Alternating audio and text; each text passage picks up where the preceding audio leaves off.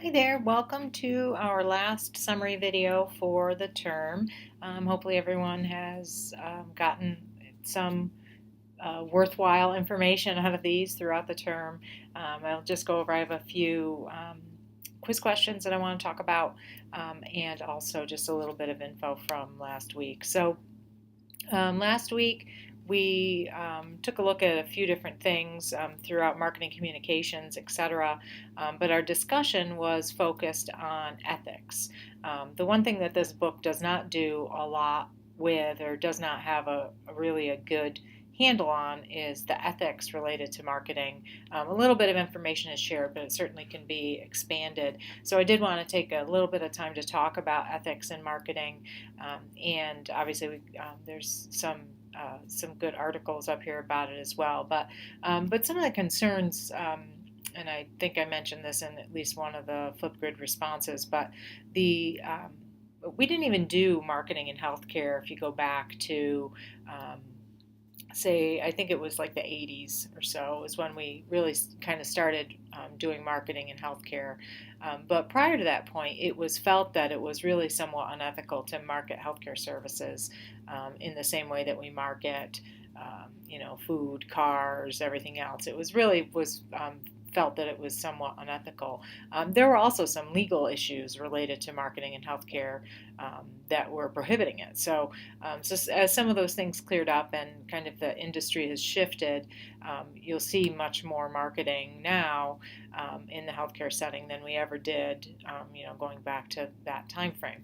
However, it hasn't solved the ethical issues, and there are certainly many different areas that cause ethical problems with healthcare. I think to organizations using small children in ads, to kind of draw on people's sympathies. And there are to me, there are some ethical challenges related to that. I see the St. Jude's Children's Hospital ads are ones that always jump out at me as, they're kind of using these kids that are patients as poster children for their cause, but there's some ethical dilemmas there related to that. Are they taking advantage of these kids in a vulnerable state? So that's one potential issue. Another one has to do with pharmaceuticals and the ethics of direct-to-consumer pharmaceutical advertisements. When it's not like that patient could ever go out and get that drug on their own, they need to go to their physician and ask for that to be asked to have that drug prescribed. But there are certainly some ethical issues surrounding those types of ads as well. And I think probably all of us have seen an ad here and there where we've been, just kind of makes you a little bit uncomfortable, especially in the healthcare sector. So good discussion there. Obviously, also your final project was due last week, due on Sunday.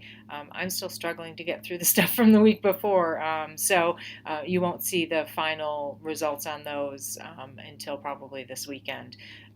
It's been a struggle to get through. I had two papers in one class, this class, a big paper in the other class, and it's been a struggle to get through grading all of those. So I look forward to taking a look at them and seeing how you made out from the draft to now.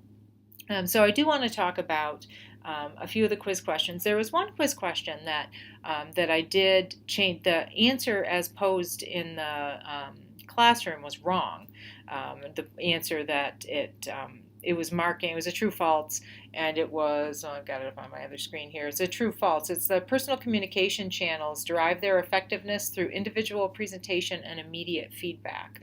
I had actually made a change to that a short while back because someone had taken the quiz and found that there was an issue with it. So I did adjust it, but unfortunately the adjustment, I guess, didn't take because it still was marking that as false. And that's right out of your textbook. So most everybody did get that question right, with the answer being true, but I did have to go through. So when you took the quiz, it most likely marked that as incorrect, but you have been given points for that question. if you answered true, because true is the correct answer in that case. But I do have a few questions that I want to talk about. So the first one is developing effective marketing communication starts with knowing the product or service. And that's true, false, obviously, and the answer was false. And it's detailed in, well, I guess this is chapter 13. In chapter 13, the text details the 8 steps for developing effective marketing communications.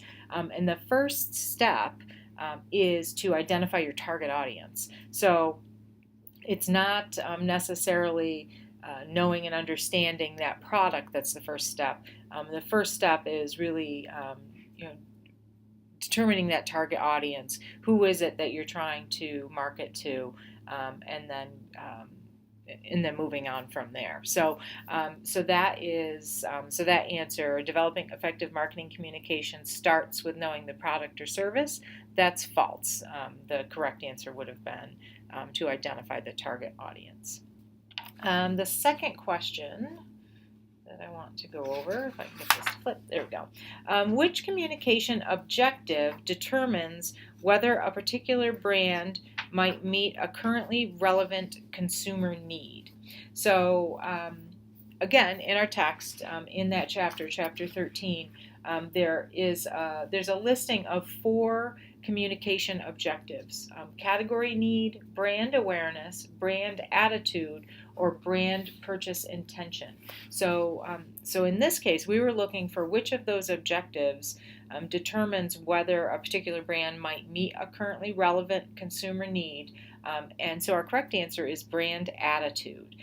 And specifically, it talks about how brand attitude is when consumers are evaluating whether a particular brand might meet a need that they have. So it's that is kind of the definition of what brand attitude is. But so that was on page 385 in the text, where it talks about those various communications objectives. Next one. Using physicians to market products or services by word of mouth is taking advantage of which people category? So there are lists in the section where it's kind of the word of mouth marketing section in our text. There's a list of 4 different types of people: opinion leaders, marketing mavens, influentials, and product enthusiasts. So in this case, using physicians to market services by word of mouth is actually taking advantage of the opinion leaders. So the opinion leaders are folks that are well respected in that category.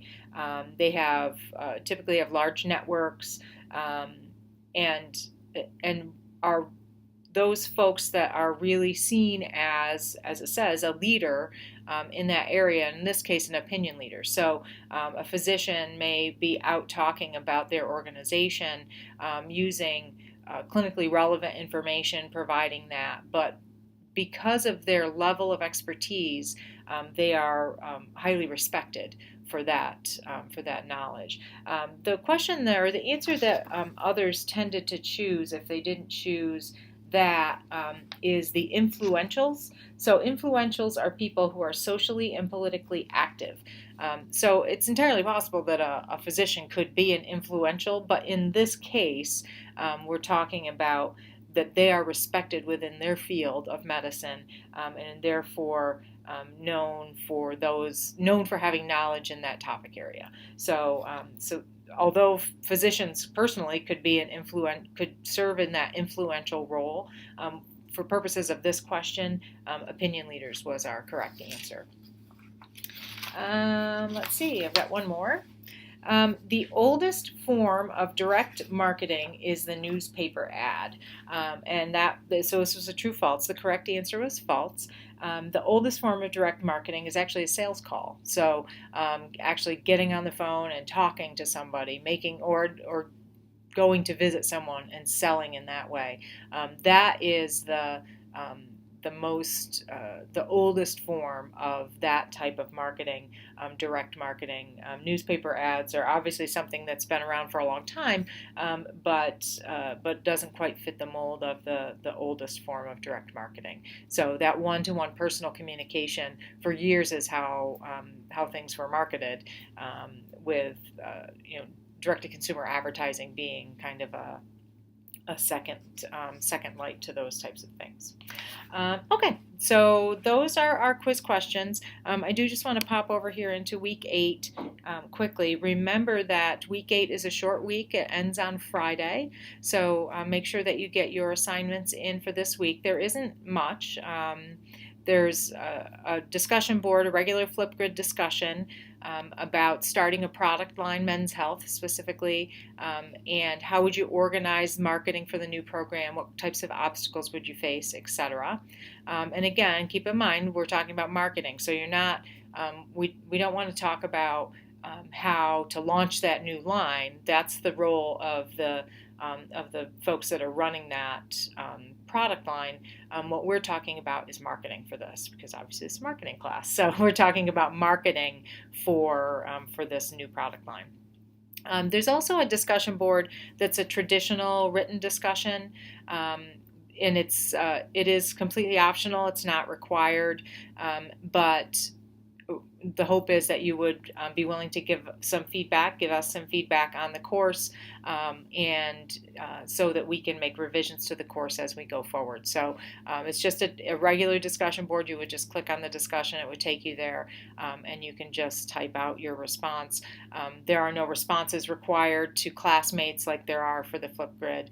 This is just, we want to get your thoughts further than that survey that you get. That doesn't tend to give you as much space to give us input into the class.